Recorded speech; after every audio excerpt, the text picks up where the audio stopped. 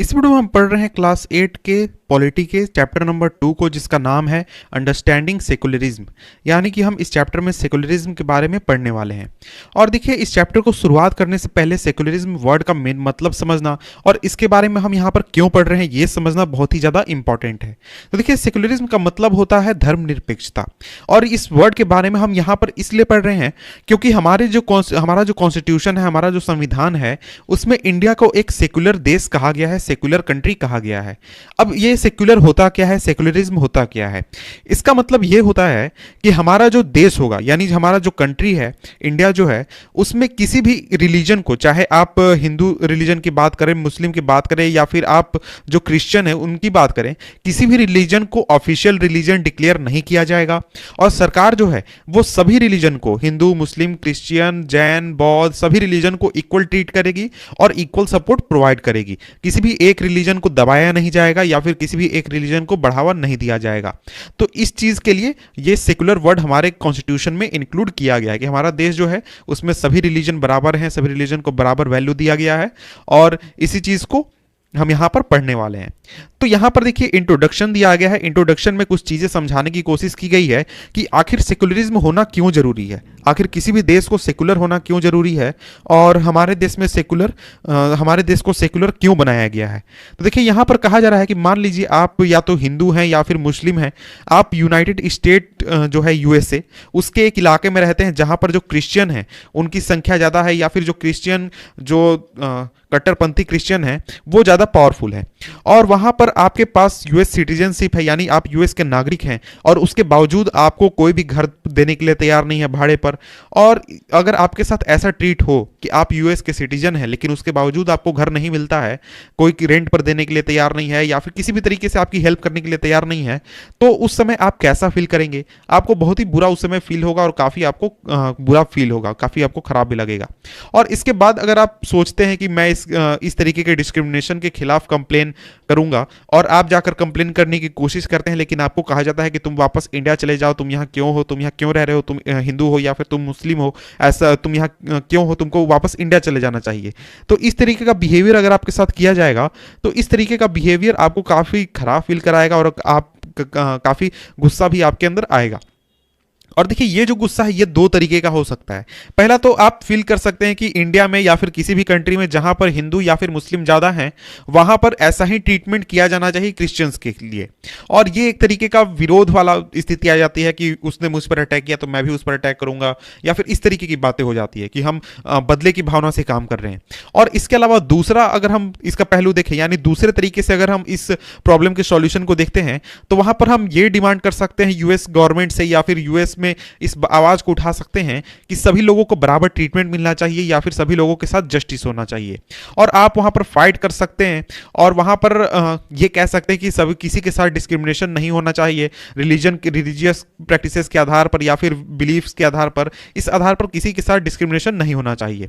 और इस तरीके का जो स्टेटमेंट है ये इस बात पर रहता है कि जो डोमिनेशन है रिलीजन का, एक रिलीजन का दूसरे के ऊपर, या फिर रिलीजन में कुछ लोगों का सभी लोगों के ऊपर, इस तरीके का डोमिनेशन जो है वो खत्म होना चाहिए। और ये मेन भावना है सेकुलरिज्म की। यानी कि सेकुलरिज्म क्यों होना चाहिए ये आपको एक प्रैक्टिकल एग्जाम्पल के जरिए समझाया गया। और इस चैप्टर में आगे हम पढ़ने वाले हैं इंडिया से रिलेटेड, यानी कि इंडिया में सेकुलरिज्म क्यों जरूरी है या फिर किस तरीके से लागू किया गया है, इन चीज़ों को हम पढ़ने वाले हैं। तो यहां से हमारा चैप्टर जो है वो शुरू हो रहा है, इसको हम शुरू करते हैं। तो देखिए, यहां पर कहा गया कि अगर हम इतिहास उठाकर देखें, चाहे आप पूरे वर्ल्ड का इतिहास देखें या फिर इंडिया का इतिहास देखते हैं, तो आपको देखने को मिलेगा कि जो रिलीजन है, यानी जो धर्म है, उसके आधार पर काफ़ी डिस्क्रिमिनेशन किया गया है इतिहास में, लोगों की हत्याएं तक की गई है, और इसके अलावा लोगों को समाज से बाहर भी निकाल दिया गया, एक्सक्लूजन भी किया गया है। और इसके अलावा आपने हिटलर के बारे में सुना ही होगा, हिटलर के बारे में कभी आपने पढ़ा होगा या फिर न्यूज़ में सुना होगा, किसी तरीके से सुना होगा।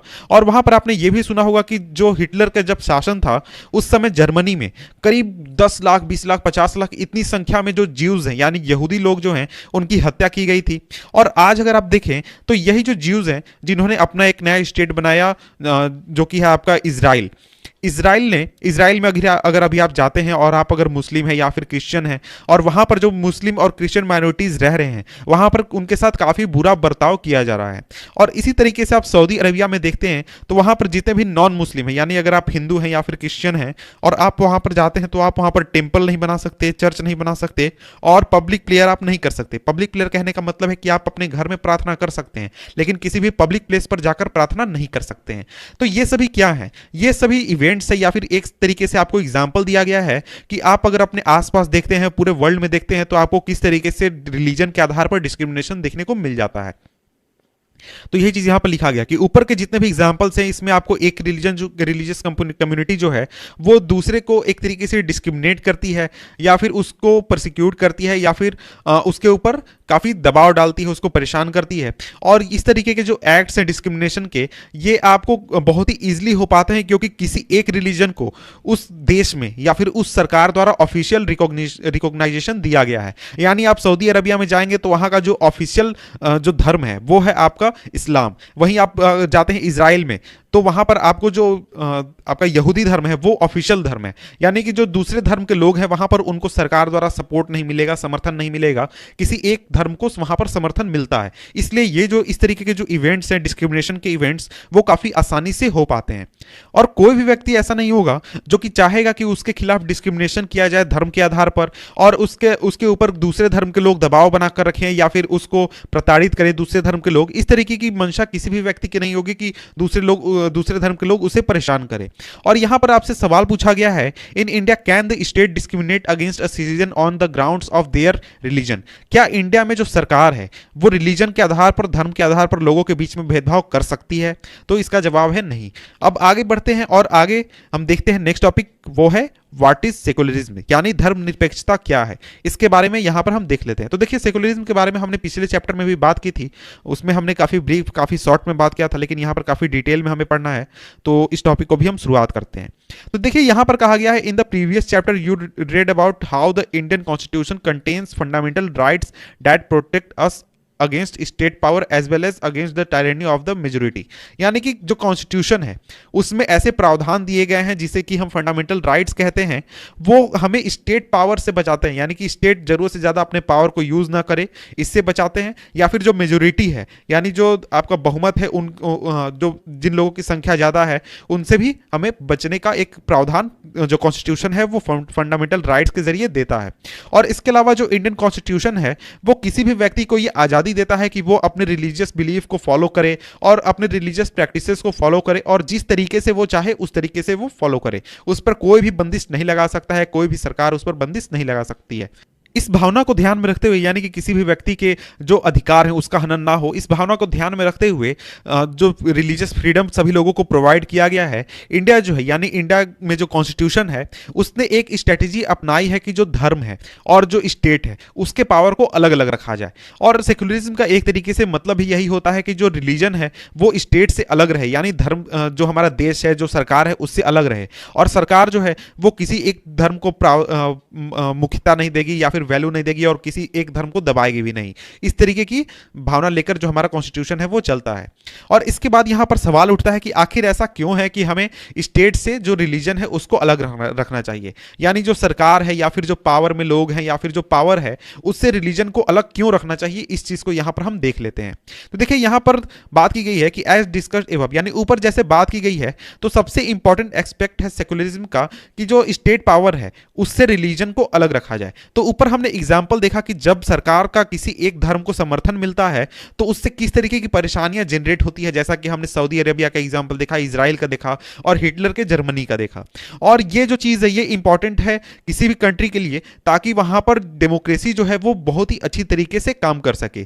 तो एक तरीके से सोचिए कि हमारे देश में डेमोक्रेसी हो, लेकिन डेमोक्रेसी ऐसी है कि जिसमें किसी एक खास धर्म को वैल्यू दिया जा रहा है, दूसरे धर्मों को वैल्यू नहीं दिया जा रहा है। तो क्या वो सही मायने में डेमोक्रेसी है? नहीं, बिल्कुल भी नहीं है।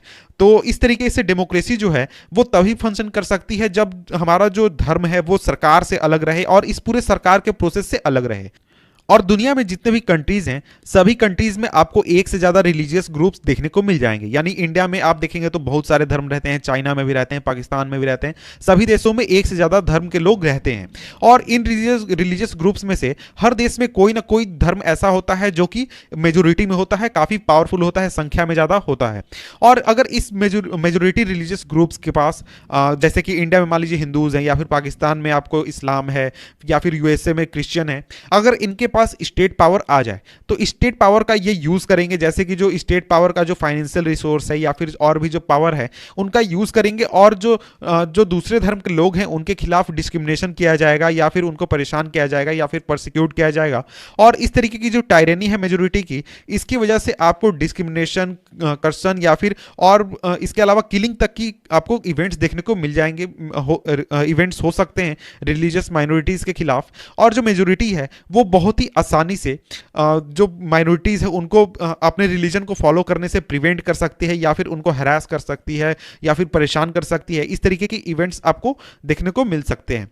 और किसी भी तरीके का डोमिनेशन जो है रिलीजन के आधार पर, वो आपको डेमोक्रेसी के, जो डेमोक्रेटिक सोसाइटी के जो वैल्यूज हैं उसका एक तरीके से वायलेशन होता है। कि मान लीजिए अगर आपके सोसाइटी में किसी भी तरीके का डिस्क्रिमिनेशन किया जा रहा है या फिर डोमिनेशन किया जा रहा है, तो फिर आप डायरेक्टली जो आपका लोकतंत्र है या फिर जो आपका डेमोक्रेसी है उसका आप वायलेशन कर रहे हैं, उसको आप वैल्यू नहीं दे रहे हैं। और इसके साथ ही जैसा कि आप जानते हैं कि डेमोक्रेसी में सभी लोगों को अधिकार प्राप्त होता है कि वो किसी भी रिलीजन को फॉलो करें और उनके साथ किसी भी तरीके का डिस्क्रिमिनेशन ना हो, इस तरीके की आपको गारंटी प्राप्त है। तो इसका भी वायलेशन हो रहा है। और इसलिए जो टायरेनी है मेजोरिटी का और जो वायलेशन है फंडामेंटल राइट्स का, इसकी वजह से कोई भी ये कह सकता है या फिर बहुत ही आसानी से ये समझा जा सकता है कि जो स्टेट है और जो रिलीजन है डेमोक्रेटिक सोसाइटी में, उसको अलग अलग रहना चाहिए। यानी रिलीजन को स्टेट के साथ मिक्स नहीं करना चाहिए, पावर के साथ मिक्स नहीं करना चाहिए। इसके अलावा एक और इंपॉर्टेंट रीजन है जिसकी वजह से रिलीजन और स्टेट के पावर को अलग अलग रहना चाहिए डेमोक्रेटिक सोसाइटीज में। उसका रीजन यह है कि जैसे इंडिया में डेमोक्रेसी है, उस तरीके से सभी डेमोक्रेसी में लोगों को यह अधिकार प्राप्त होता है कि वो किसी भी रिलीजन को छोड़ सकते हैं, किसी भी रिलीजन को अपना सकते हैं, और अब किसी भी रिलीजन को अपने मन मुताबिक इंटरप्रेट कर सकते हैं कि जैसा उनका मन करे वैसा वो उसको इंटरप्रेट करे, जैसा उसको मन करे उस तरीके से वो किसी भी धर्म को फॉलो करे। और इस पॉइंट को अच्छी तरीके से समझने के लिए हम यहां पर अनटचेबिलिटी का एग्जाम्पल देखेंगे। तो देखिए, आप इस प्रैक्टिस को यानी जो अनटचेबिलिटी है उसको नहीं मानते हैं, या फिर आप उसको डिसलाइक करते हैं, या फिर आप उसको रिफॉर्म करके किसी भी तरीके से खत्म करना चाहते हैं, और सभी लोग यही चाहते हैं। लेकिन मान लीजिए कि जो स्टेट पावर है यानी जो सरकार का पावर है वो चला जाता है वैसे लोगों के हाथों में, वैसे हिंदूज के हाथों में जो कि अनटचेबिलिटी को सपोर्ट करते हैं, और वो चाहते हैं कि अनटचेबिलिटी को बरकरार रखा जाए और जैसा चल रहा था वैसा ही चलने दिया जाए। तो क्या आप सोच सकते हैं कि आप इस चीज को आसानी से चेंज कर सकते हैं या फिर सुधार सकते हैं? तो नहीं। और अगर आप ये भी सोचिए कि अगर आप इस डोमिनेंट रिलीजियस ग्रुप के साथ में हैं, यानी आप मान लीजिए हिंदू ही हैं, और आपको बहुत तरीके के रेजिस्टेंस आपको फॉलो देखने को मिले अपने ही मेंबर्स के प्रति की तरफ से, यानी कि आपके जो धर्म के लोग हैं वही आपको काफी प्रेशर करें या फिर आपको रेजिस्टेंस करें इन चीजों की वजह से, तो ये जो मेंबर्स होंगे जिनके पास स्टेट पावर है वो कहेंगे कि जो एक उनका मन है कि किस तरीके का हमारा धर्म है वही आपको फॉलो करना है। आप अपने मन मुताबिक धर्म को फॉलो नहीं कर सकते हैं कि आपको अगर मंगलवार को पूजा करना है तो आपको मंगलवार को ही पूजा करना है, आप दूसरे दिन पूजा नहीं कर सकते हैं। इस तरीके का इंटरप्रेशन अगर किसी एक खास लोगों द्वारा दिया जाता है तो आपको वही फॉलो करना है, आप अपने मन मुताबिक हिंदुइज्म या फिर इस्लाम या फिर किसी धर्म को आप फॉलो नहीं कर सकते हैं। तो क्या आप एक तरीके से सोच समझ सकते हैं या फिर सोच सकते हैं कि वैसी स्थिति में आपके पास फ्रीडम होगा? तो नहीं, बिल्कुल भी आपके पास फ्रीडम नहीं होगा धर्म के आधार पर। और इसके बाद यहां पर अगला टॉपिक है हमारा व्हाट इज इंडियन सेकुलरिज्म। इसको हम पढ़ने वाले हैं नेक्स्ट वीडियो में, जिसका लिंक मैं नीचे डिस्क्रिप्शन में